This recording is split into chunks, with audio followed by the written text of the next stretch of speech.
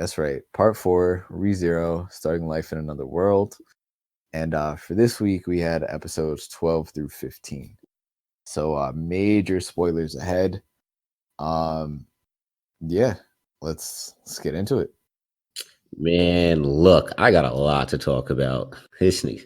See, now I'm with Miles because this nigga Super be pissing me off now. Like, see, you see. See, I didn't believe Miles at first. I was like, no, give my man's a chance. Nah, I want to throw hands with this nigga for real. Oh my mom, I want to throw it. Yeah, like for real, I want to. You want to do that now, and then we can catch up after. Got you. Okay. All right. So bet. All right. So episode 12, right, of the ReZeros. You know, we see that the emissary. First of all, I know this is a thing in animes, but like, come on, B. You couldn't make Felix look a little bit like a guy, I'm out here like, yo, all right, the emissary come through. All right, bet. It was kind of cool how Subaru was chopping it up with the chauffeur, and come to find out, the chauffeur like some badass nigga, like crazy. Wilhelm? Yeah, Wilhelm. He's like, oh yeah, I'm a demon sword slayer. I'm like, whoa. But yeah, my man's Felix out here, a whole cat, and like, meow meow meow. I'm like, yo, my nigga, come on, be like, you don't even have to be doing this for real. And that's like, not even like every anime has one. I guess. I don't like cats, but if I did have a cat, I might name it Felix. I feel that. I'm not mad at that. There's a famous cat. There's a famous cartoon cat named Felix. That's true. The only famous cartoon cat I know is Garfield. No. Felix is what about Tom? One. Oh, Tom. Oh, I forgot about Tom. Oh, yeah. That's true. Yeah, Tom. Yeah, Tom a legend. I ain't gonna hold you. But nah, yo, when they first introduced Felix, I'm like, all right, a girl named Felix, I guess is cool. But this is like the very subtle things that they do in anime, like, and this might bring out the perv in me, but I really don't care. But if you look at Felix, like, yo, Felix is just chest. But if you look at what's the name of the Felix's owner, the girl that's Koosh, yeah, she got a nice little rack on her. So if you look at the difference, it's like, all right, I guess I can see how Felix could be a guy. And but as you could see at the end of episode 15, Ram got no chest. Yeah, I mean that's true. But it's okay. Yeah, I see. Right, we're getting sidetracked. We're getting sidetracked. But yeah. So like, it was just wow. And then it keeps continuing, and then they go off to the police, the night station, because they're trying to find Felt. And then my man Subaru, of course, got to be the knight in shining armor. Go into the alleyway, see old girl, and she was like, yeah, no, everything's cool. The world is designed for me. My first reaction was like, yeah, what does she mean by that? Like, I just thought she was just like being some like snobby like rich person. That's a bold claim. Yeah, I just thought she was like being like a snobby rich person. Like, oh, I'm rich, I'm wealthy, I'm royal, so of course the world is nothing's gonna happen to me. And I'm like, all right, bet. Come to find out, old girl is part of the royal selection. Crazy. Wow. Crazy. It'd be the people that you least expect. Well, not even people, but the anime characters that you least expect. Yeah, so that was a good summary of episode 12 of just the idea of getting back to the capital. Trying to find all these people that Subaru needed to thank, and then you get the beginning, you see sort of the selection, and then you got episode 13 that was largely the selection, and that whole setting up the selection. You see Felt get brought back, which like literally that was wild. To me, this was so funny because when you guys are talking about like the beginning, like episodes 1 through 3, and I remember you guys like, yo, I can't wait to see Reinhardt's character progression, and I know he's gonna be a big part of it moving forward. And I was sitting here like, here guys, Reinhardt's a kidnapper. Like this, do you know how funny it is when like I literally, it's like I break the fourth wall as if I was being recorded. Like I will look right at my laptop and just be like, these niggas don't know. Yeah. But yeah, no, like that. I big twist there. Also, you get a whole bunch of new characters in there. Yeah. Here, it's kind of dope. And like I told y'all last week, I compare anime a lot. I feel like if I can compare this to anything, this reminds me of like in the original Naruto when the Chunin exams. Well, yes. That was like the first kind of intro. The first part of ReZero, I guess, would be when they're in the mansion and then Subaru's figuring everything out. This is like kind of similar to like the tuning exams where all these new characters get introduced, and it's kind of like overwhelming at first because it's like, oh, you don't know who's you got to keep track of who you got to keep track. I can see that. You gotta keep track of the knights. You gotta keep track of the new characters that are introduced and the characters that are reintroduced too. Yeah, you got those, and then you got my son Subaru getting challenged. I challenge you to a duel. Yo, first of all, can we talk about how this bitch ass Julius out here just player hating? Oh my gosh, the big player hating. This is ridiculous. Yeah, nah, but I ain't gonna lie. Seeing Subaru get washed like that, it was kind of refreshing though. I think he needed that. Like, yo, he really. Oh no, he did. Yeah, bro. Because you can't be out here claiming that you a knight, bro. That was wild, disrespectful. He was like, "What's even cool about it anyway?" Right, you guys, it's just your dad's name. You can't go on Wilson Avenue, start claiming that you blood, and not expect to get washed, bro. Like that's literally like you can't do that. You can't do that. So him getting beat up, it was justified. And even after the fact, Reinhardt was like, "Nah, I shouldn't let that happen." No, I'm happy you let it happen because he deserved to get fucked up. Dude, Reinhardt's just such a good dude, man. He is. He just wants to be everybody's friend. No, I think the most humbling part about the fight was when he tried to use Shamak. Oh, and he was just like, "Yo, what?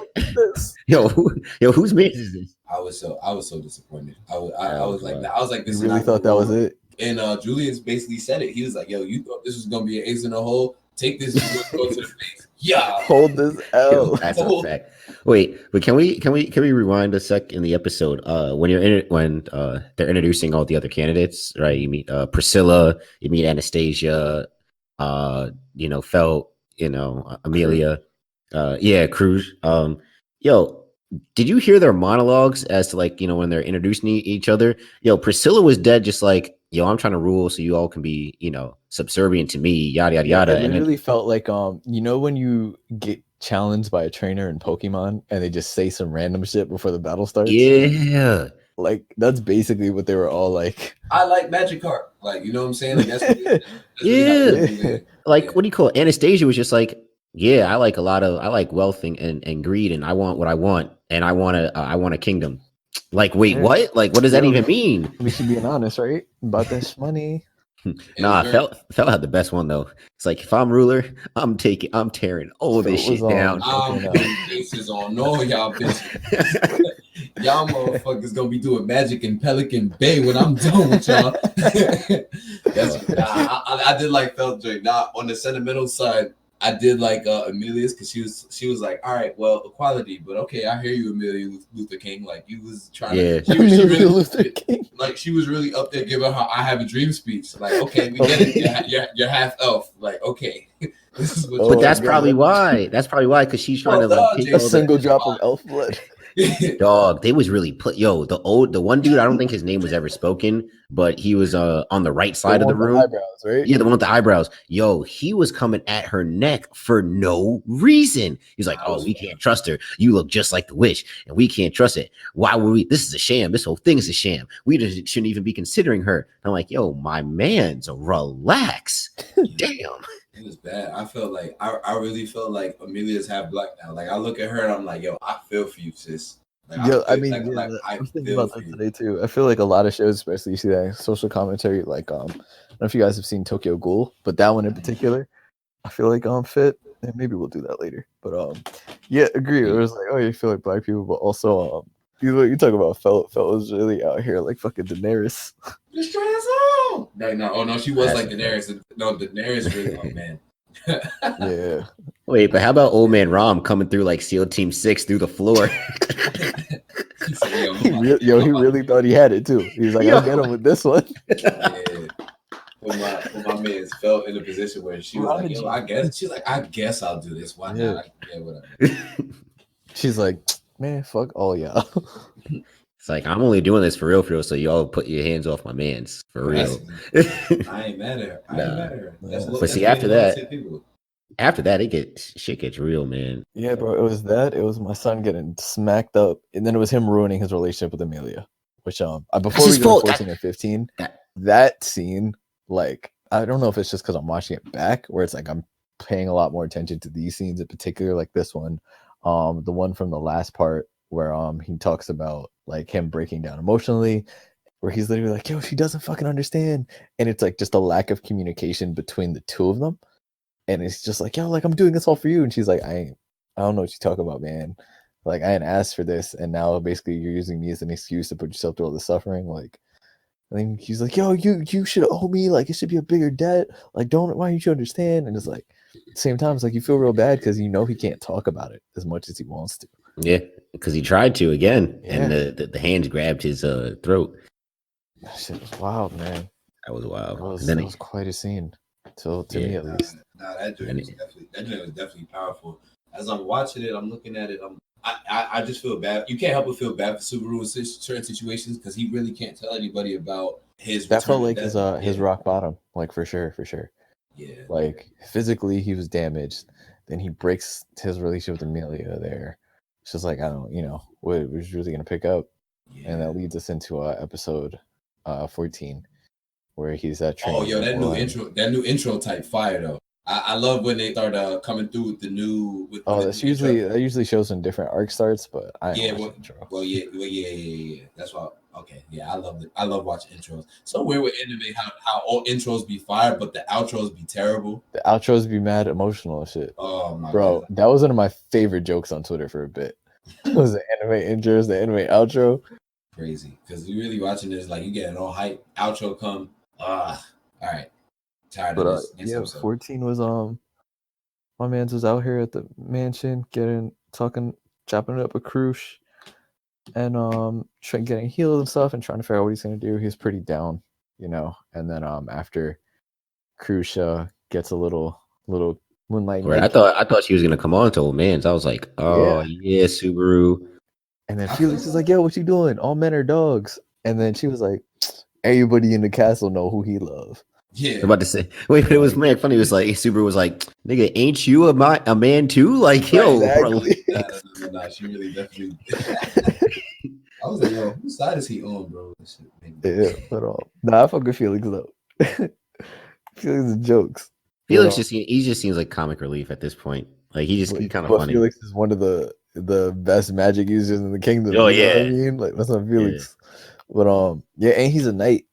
So it's like Felix will put the hands on you if need be. But like that scene with Crush, and then after where Rem gets her like clairvoyance with her sister, and then it's like, yo, we gotta leave. Breaks that relationship with Crush. Crush is like, hey, if you leave here, like we enemies now. I think you should just heal up. And Subaru don't like to listen. He mad hard headed. See, that's why I'm starting to not like him, because I'm like, yo, you don't got to be the hero. He hears, oh, there's mad negative energy around around Roswell's manor. Oh no, I gotta go. Amelia's gotta. Dog, you are the weakest character. You're the weakest character in this whole show. And Felix told him that to his face. Cruz was like, nah, don't do it. Like, nah, I gotta let 2 points per game. Dog, it's the age old saying, bench players talking like starters. That is what Subaru does. And like, you gotta give it, he's got a lot of heart. He's scrappy, good sportsmanship of the year award. Okay. What is he, a white college basketball player? He plays the game the right way. He is TJ McConnell on the Sixers. How about that? Yeah, I like that. I like TJ though. I love TJ McConnell, but like, yeah, come on now. Yeah, but he's just convinced that he's the only one who could do anything. But when he first got to the Capitol, he was like, hey, a lot's happened. I got bit by dogs trying to save the kids. Then I got bit by dogs trying to save Rem. Then I was about to get bit by a big dog, and then Roswell came and saved us. But he went, did I actually do anything? Like, no, you didn't. Like, nah, you didn't. Like you got in the way. I knew I was done with Subaru this episode when Shorty sat him down and she's pouring herself a drink, and he's like, oh, I'm not old enough to drink yet. I'm like, bro, come on, son. I'm like, yeah. If you're going to be the protagonist of the show, you have to be at least somewhat like, man, he got to have somewhat of an edge to him. He's just like, nope, I just know that I'm not going to really die, so I'm just going to put my life at risk in any situation I can. Oh, man. No, this is hilarious. He has analyzed Subaru as a protagonist. You in a magical world. How are you not going to take a sip of alcohol? What does it matter at this point? Plus, laws are probably different anyway, right? You probably don't even got no laws. Them kids then in the village probably be drinking. Probably. But yeah, so that happens, and then this is when shit really started getting real. The end of episode 14, when Rem, you see Rem start to pour her heart out more towards him, and there's like, yo, they're racing back, and then she puts him to sleep so she can go by herself, and then oh boy, my man finally ends up making his way back to the property, and everyone is dead and slaughtered. And then at the very end, you see Rem's body. That was what were you guys expecting the mansion to be like when you first? Did you guys think it could be anything like that, or? I wasn't expecting everybody to be dead like that. But the problem is that I never really know what to expect, just because I know that Subaru could come back at any point. But the fact that I saw everybody's dead, I'm like, oh, another restart. And then what happens right after that? Yeah, I mean, that was just that first shit, man. And at least you finally see him showing some emotion back towards Rem, where he's like calling for her, and then that was it. And then here we go, right into one of the best episodes in the show right there, episode 15. That episode was the reason why I wanted to make sure this shit was fresh going into this recording, because that there's a lot to unpack in that episode. But even just the way it starts, and my man is just mentally broken. Another one where you get introduced to some other characters. Also, episode 15 is the reason why I tell people to watch the sub, because Beetlejuice's character, I cannot imagine anyone else. I don't even understand Japanese, and I don't care, because I couldn't imagine anyone else doing it. Like, how about this? That voice. It literally that voice actor like, played the crap. Yeah, it literally feels like watching like a Joker, like watching like Heath Ledger play the Joker. Yeah, like, that's a good comparison. Like, so watching the dub version, I watched the dub version first. I'm like, okay. Oh, you watched the dub version first? Oh man, I did. Yeah, I did. I watched the dub version first, and which is weird because I usually watch the sub one first and then the dub. But I watched the dub version first, and I'm looking at, I'm hearing him. I'm like, all right, he's like the typical scary dude that comes about. But when I saw the sub version the second time around, yo, cringy. I definitely got a lot of Heath Ledger kind of. I don't even know how to describe it. Like, I'm hearing his voice. I'm like the inflection in his voice, the changes of tones, like everything.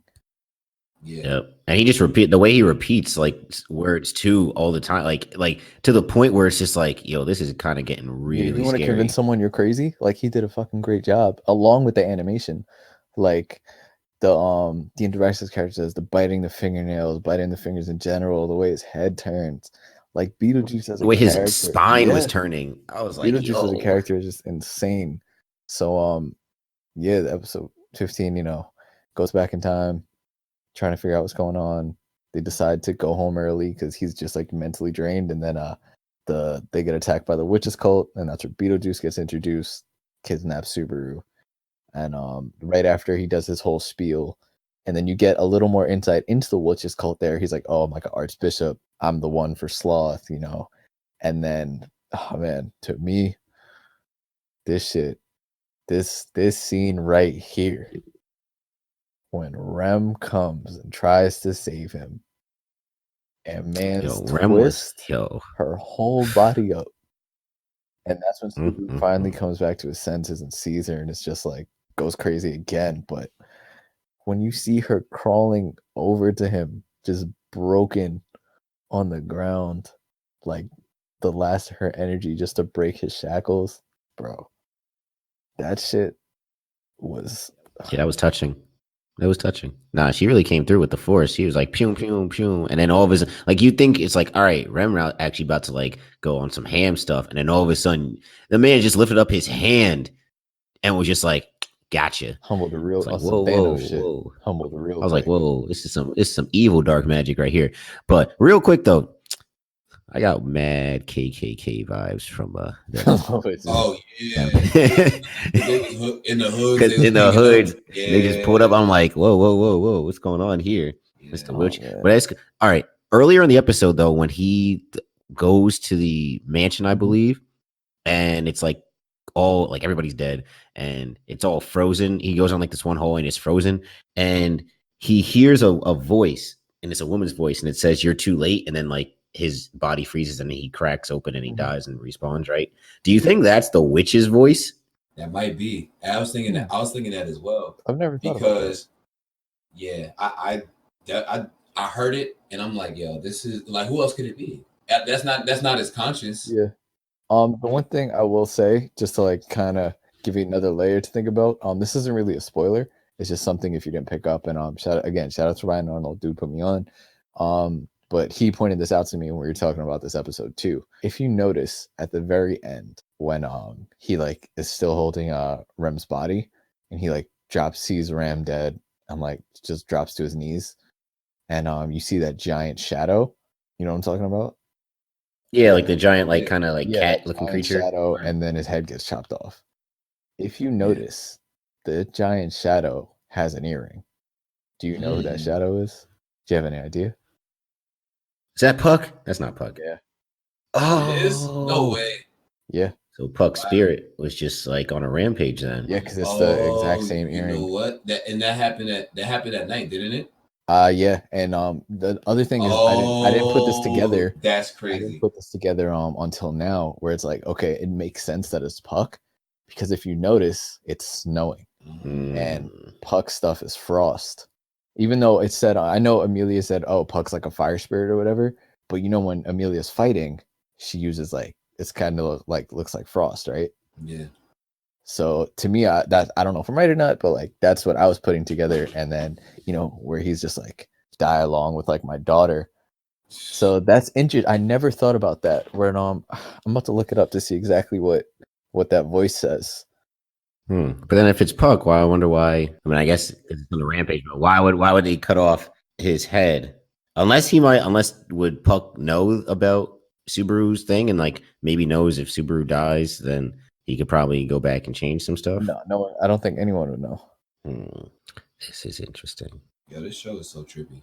Like, well, you know what's weird? I think everybody who comes in contact with Subaru knows he's faced death before, because I remember when Felix was some shit know it. Yeah, when Felix was talking to the chauffeur, Wilhelm, and he was like, "Oh, that's not really like you to talk to people." He was like, "Oh yeah, his eye caught me." Like that's somebody who he's faced death before, so I wanted to kind of hear what he had to say. It's like, dang. And I feel like, and Rem kind of pointed this out, like whenever he dies, I think that's when the scent of like the witch's scent, I think that's when it's the strongest on him, because you saw like in the I forget if it's episode 14 or episode 15 where like right where he respawns and then he has like this black like no it was episode 14 when he was like really shaken up. When he had like the black like aura coming out of him, and it wasn't like very big, it was kind of subtle. It was when Rem said it. When she put him to sleep. Right. I was like, she has the witch's miasma, whatever that shit means. Yeah, that was it's trippy.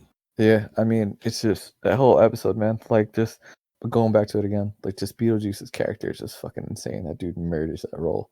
It's like you don't really like in certain situations you really do, especially with like good animation. You think about the voice acting, but it's like that dude really killed it. And then just like again, introduce Beetlejuice to the character and just getting more insight into the witches cult, just in the sense of like how they're built up, whatever the ordeal is, whatever their plans are. This is. You get the confirmation that this is the same witches cult that attacked Rem's village. You know what I mean? Especially that shit when she first starts, she goes, "Yo, you took my sister's horn, you took my reason for living, and now you're trying to take away my reason for dying." Like, yeah, when she said that, I was like, man. Yo, yeah, that was. She loved him. Yeah, she's definitely Hinata, and he's Naruto, just an extremely weaker version. Extremely weaker version of Naruto. You can't even compare the two, because my son Subaru is so useless. Subaru is like, you know what? He's Magikarp, but he's not Magikarp with Splash. When he ran out of Splash, so he got struggled. So that's what happens. You know what I mean? Yeah, he runs out of PP for the attack move. Yep, exactly. So he just has struggle. That's the only way it works. He just has struggle. That's the best way to summarize Subaru. Yeah, basically, he just had struggle. He's like, nope, I'm not giving up. But he really hurt himself in the process doing whatever he's trying to do. Do you guys have any favorite parts that stick out to you, or just the whole thing, or my favorite part?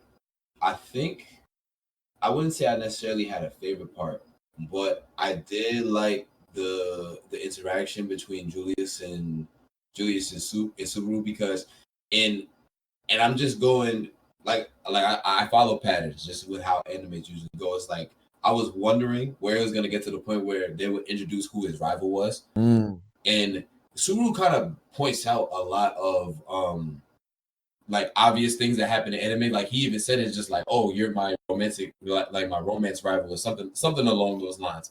Yeah, and I feel like that's him still thinking this is a game. Yeah, exactly. So I think he kind of is thinking the same thing that I'm thinking, like as it's happening really. So I was like, yo, it's dope that they introduced Julius as his rival, and he obviously got washed.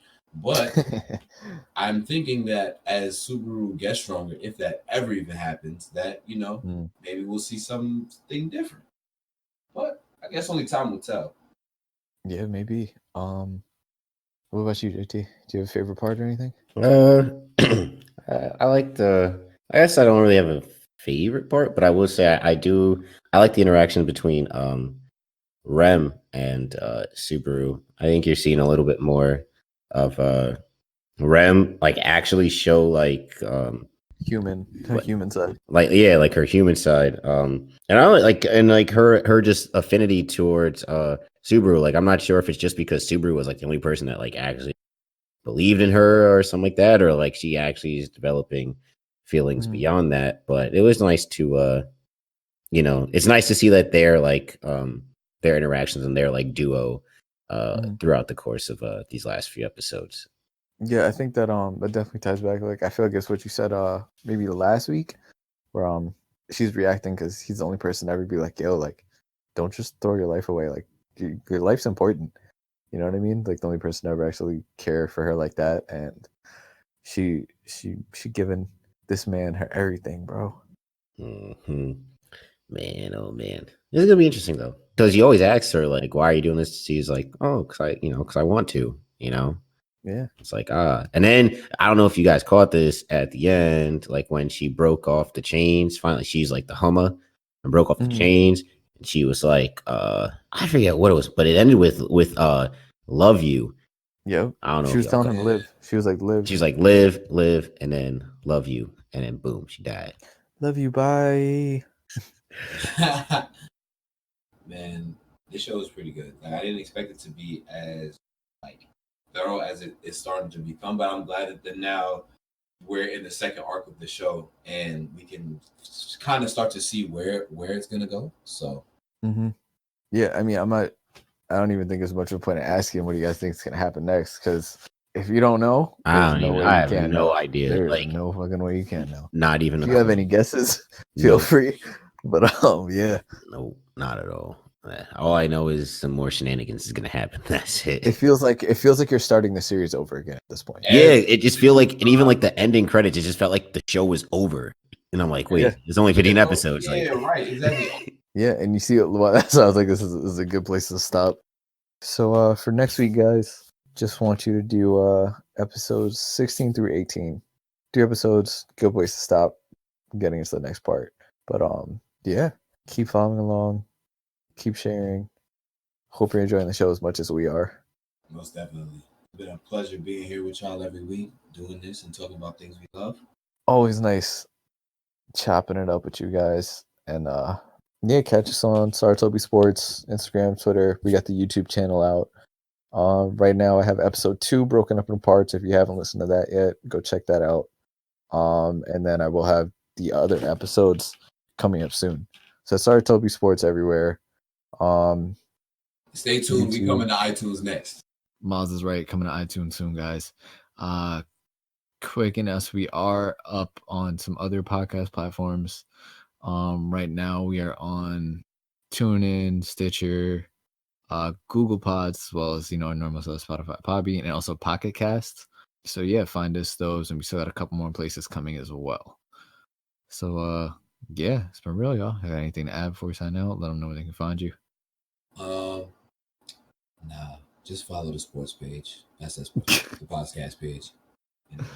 Yeah. Yeah, I'm a double down. Follow the sports page, Sarutobi Sports, and also me, the lovable Justin Thomas at J_Thomas_24. Holla at your boy. I guess.